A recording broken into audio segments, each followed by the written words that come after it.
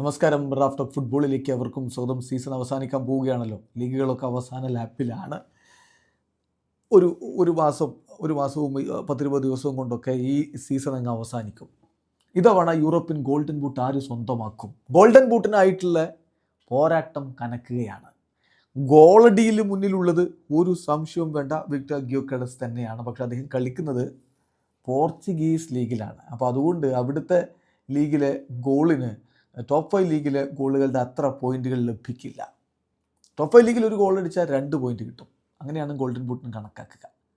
അപ്പോൾ ഇത്തവണ ഗോൾഡൻ ബൂട്ടിനായിട്ട് ആ റേസിൽ മുന്നിലുള്ളത് ആരാണ്? ഒന്നാം സ്ഥാനത്ത് ലിവർപൂളിൻ്റെ ഈജിപ്ഷ്യൻ കിങ് മുഹമ്മദ് സലായാണ് ഒന്നാം സ്ഥാനത്തുള്ളത്. സലാഹിന് 27 ഗോളുകളുണ്ട്. അതായത് 54 പോയിന്റുകൾ അദ്ദേഹത്തിനുണ്ട്. രണ്ടാമതാണ് വിക്ടർ ഗ്യോക്കെറസ് വരിക. സ്പോർട്ടിംഗ് ക്ലബിൻ്റെ താരം 34 ഗോളുകൾ അടിച്ചിട്ടുണ്ട്. പക്ഷേ പോയിന്റുകൾ 51 ഉള്ളൂ. അതിൻ്റെ കാരണം ഞാൻ ഓൾറെഡി പറഞ്ഞു. ടോപ്പ് 5 ലീഗിന് പുറത്തുള്ള ലീഗുകൾക്ക് ഗോളുകളുടെ പോയിന്റ് കുറവാണ്.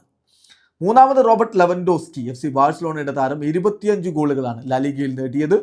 അദ്ദേഹത്തിന് നിലവിലെ ഗോൾഡൻ ബൂട്ടിനായിട്ടുള്ള റേസിൽ 50 പോയിന്റുകളുണ്ട്. അദ്ദേഹം മൂന്നാമതാണ്.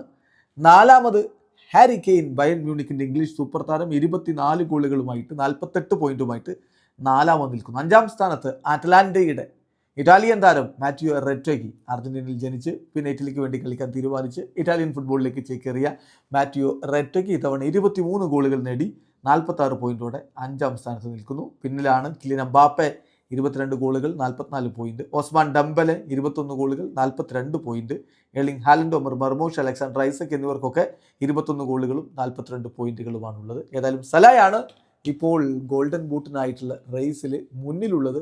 പക്ഷേ ഈ അവസാന ഘട്ടത്തിലേക്ക് കടക്കുമ്പോൾ കാര്യങ്ങൾ ഗോൾഡൻ ബൂട്ടിനായിട്ടുള്ള റേസ് ശരിക്കും ഹീറ്റിംഗ് അപ്പ് ആവുന്ന ഒരു സ്ഥിതിവിശേഷമാണ്. ഇവിടെ അവസാനിക്കുന്നു.